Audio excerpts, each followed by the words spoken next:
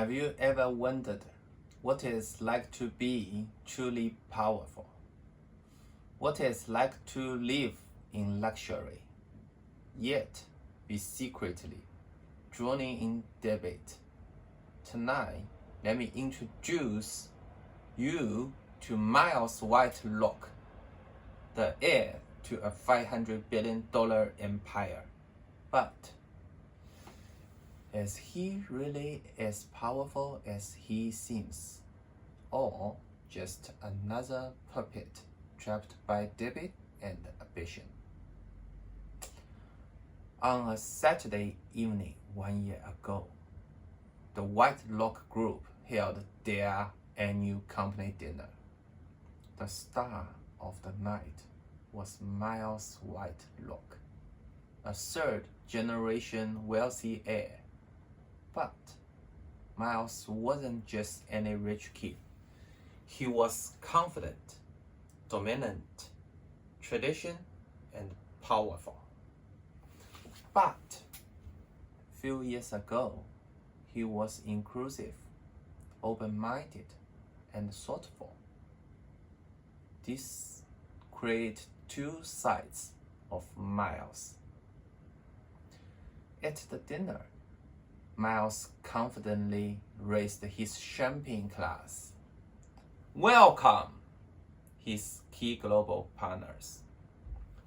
Tonight, he wore an impeccable blue Tom Ford suit, paired with a bold red tie.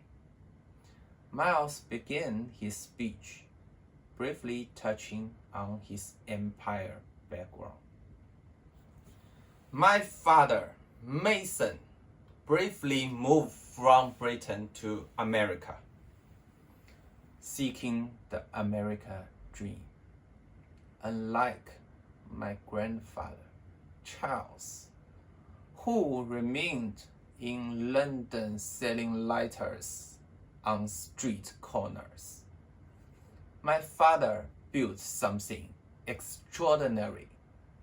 Today, our assets have reached over $500 billion. A conservative estimated, of course. Many of Miles' current global partners were actually developed in previous years, during a time when he preferred a more open and diplomatic approach. But lately, especially after Everett Marshall took over as CEO, Whitelock Group had become tougher, more aggressive, and somewhat rigid, making new partnerships harder to establish. Some quietly wondered if Marshall's conservative style was limiting the company's growth and potential. But to be honest, the profit margin has been increasing. Most guests applauded warmly, but in audience, two of Whitelock's longtime partners, Michael, a German-American, and Patrick, quietly exchanged skeptical looks. Patrick leaned closer to Michael and whispered, "Did he just say $500 billion? Most of that must be debit." Michael nodded slightly, replying softly, "Exactly. Miles is great at spending borrowed money."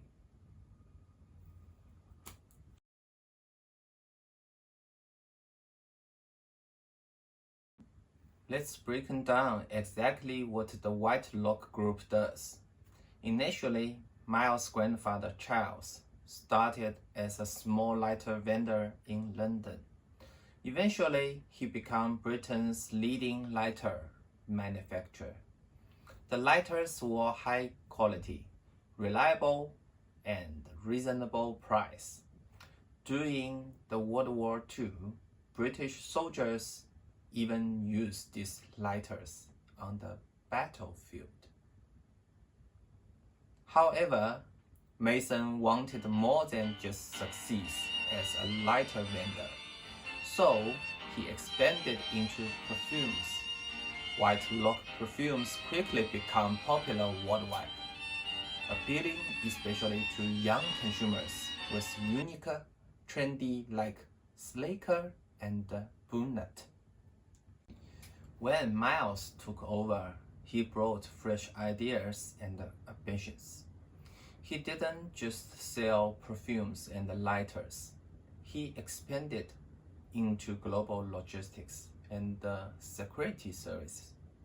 Miles famously said, "We ship our own products, keeping logistics profit in-house, no outsiders." He soon introduced customized security solutions for global celebrities and business elites, charging remarkable high price. Wealthy clients eagerly become his partners. At the main table, CEO Everett Marshall, who is a cold, conservative man, calmly watched Miles. Beside him, Robin Finch. This guy came to America with Miles' father, Mason, and helped start the Whitelock family business. But today, he's the vice chairman and the chief culture officer. But he never got any shares in the company.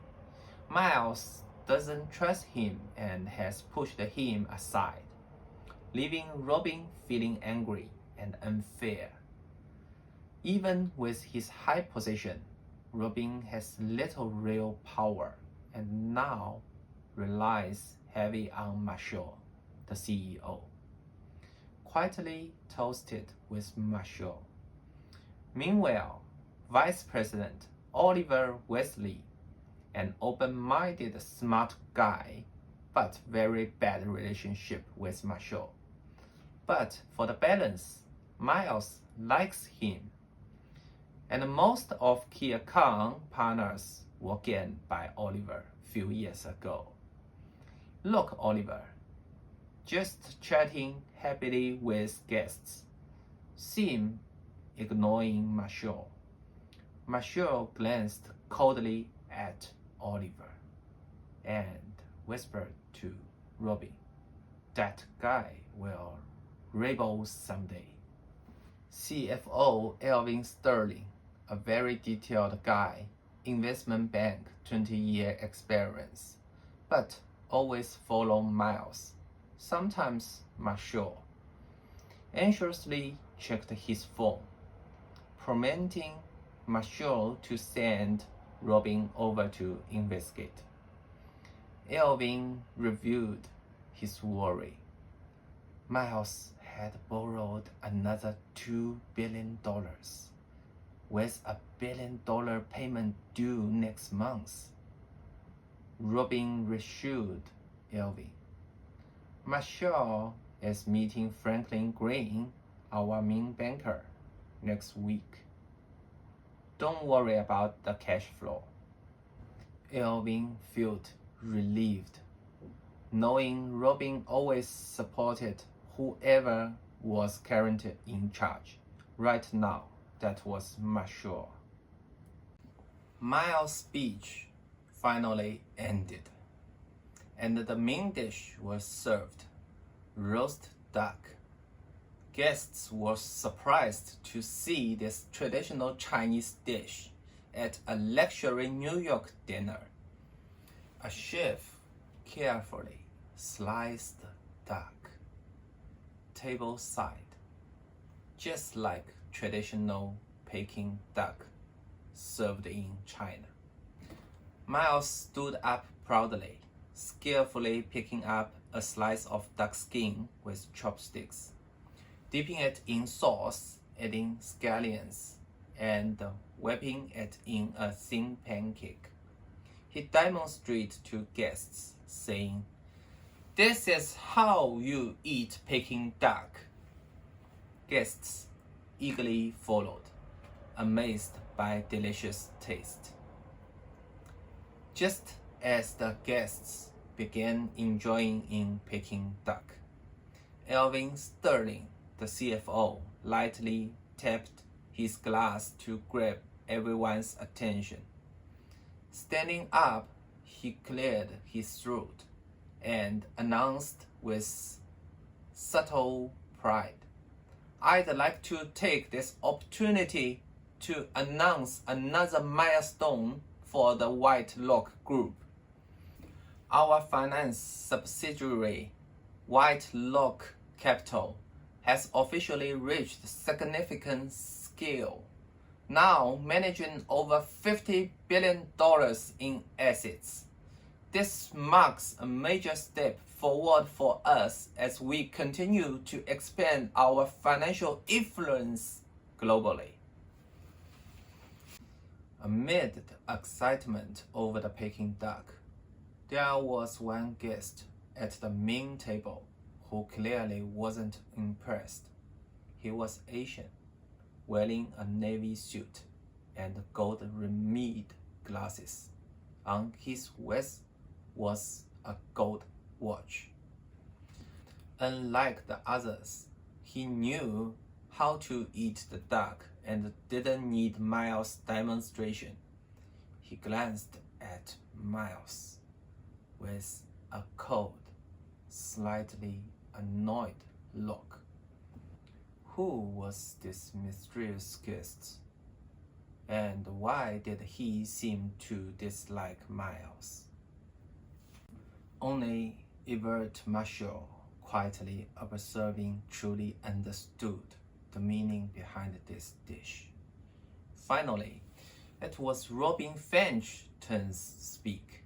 Miles had tasked him with inspiring the staff and celebrating their corporate culture. Robin forced into this superficial role, secretly resented Miles. Yet he stood up with a bright smile and passionately began. "At Whitelock, we are not just building a company. We are shaping dreams, cultivating opportunities, and valuing each individual. Here, every employee matters. Every contribution counts. We believe deeply in hard work, loyalty, and above all, putting people first, because together we are not just colleagues, we are family."